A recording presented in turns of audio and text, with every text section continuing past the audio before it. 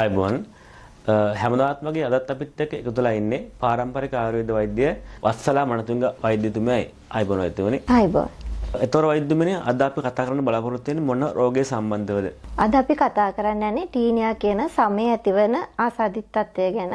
මේක ගොඩක් වෙලාවට ටීනියා, රින්වර්ම්, පණු කැවිල්ල විවිධ නම් වලින් හඳුන්වනවා. මේ මොන නමින් හඳුන්වනවා? මේ හඳුන්වන එකම ආසාදිතත්වය අපේ ආයුර්වේදයට අනුව නම් පාත්ම කුෂ්ඨ කියන රෝගයට තමයි කතා කරන්නේ. කුෂ්ඨ රෝග ගණනාවක් තියෙනවා.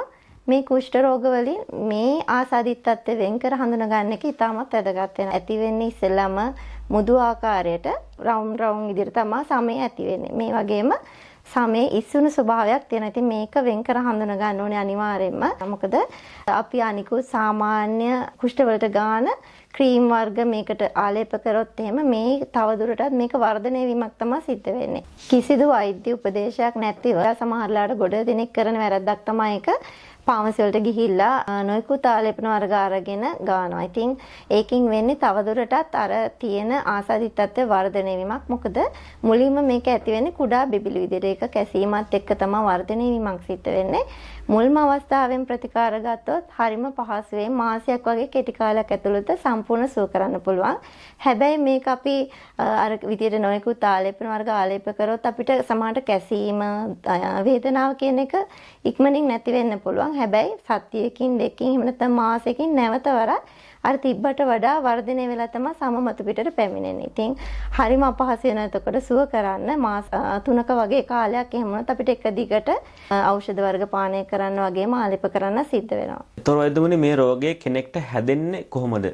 මේක හැදෙන්නේ තමන්ගෙන් තමන්ට බෝ වෙන්නත් පුළුවන් රෝගයක්. තමන්ගෙන් අනිත් අයට වගේම. ගොඩක් වෙලාවට ඉන්නේ රැකියා කටයුතු වල යෙදෙනා, ඒ වගේම පාසල් යන ශිෂ්‍යයන්. එතකොට යාලා අපි පොදු ස්ථාන වැසිකිලි මේ දේවල් පරිහරණය කරන කවුරුත් කියන්නේ නැහැ තමන්ට මෙවැනි ආසාදිතත්වයක් තියෙනවා කියලා. ඉතින් එවැනි කෙනෙක්ගේ අර ඇඟිලි වල එහෙම නැත්නම් ඇඳුම් වල තැවරුණු මේ ස්‍රාවය තව කෙනෙක්ට ගෑවුනොත් අනිවාර්යයෙන්ම එයාට ආසාදිතත්වයක් ඇති වෙන්න පුළුවන්. මේක ගොඩක් වෙලාවට ඇති වෙන්නේ දහඩිය බවුලව රැඳෙන තැන්වල වල ඉකිලි ප්‍රදේශ, ඉනවට, කිහිලි ප්‍රදේශවල, ඒ වගේම පපුව ප්‍රදේශවල.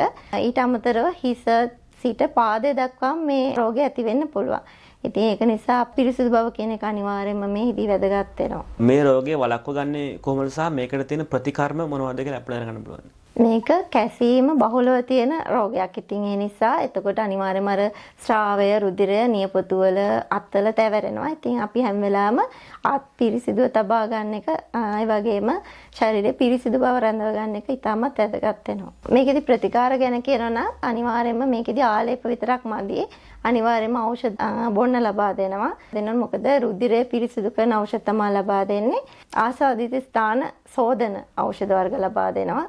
ආලේපන කරන ඖෂධ ලබා දෙනවා. අපි මුලින්ම අපේ ආයුර්වේදයට අනුව අපි කියනවා ශෝධන කර්ම. අපි යම් කිසි රෝගයකට ප්‍රතිකාර කරනකොට ශෝධන කර්ම කරන එක ඉතාමත් වැදගත් වෙනවා. ඉතින් අපි කෙනාගේ වයස, ඒ වගේම පුද්ගලයාගේ ශරීර ස්වභාවය අනුව අපි යාට විරේක ලබා දෙනවා. මේ විරේකයෙන් පස්සේ තමයි අපි යාට ඖෂධ මාසයක් නොකඩවා පාවිච්චි කරන්න දෙනවා.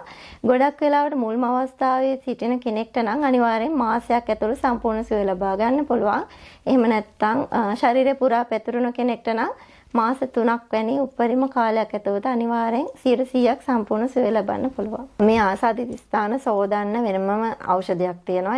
ඒකත් එක්කම ඖෂධ වර්ග දෙකක් තියෙනවා පානය සඳහා. දවස් 15කට ඉස්සෙල්ලාම අපි ගුග්ගුළු එකක් තියෙනවා. ඊට පස්සේ වෙනම චූර්ණයක් තියෙනවා. මේ දවස් 30 අනිවාර්යයෙන්ම නොකඩවා මේ ඖෂධ වර්ග පානය කරන්න ඕනේ.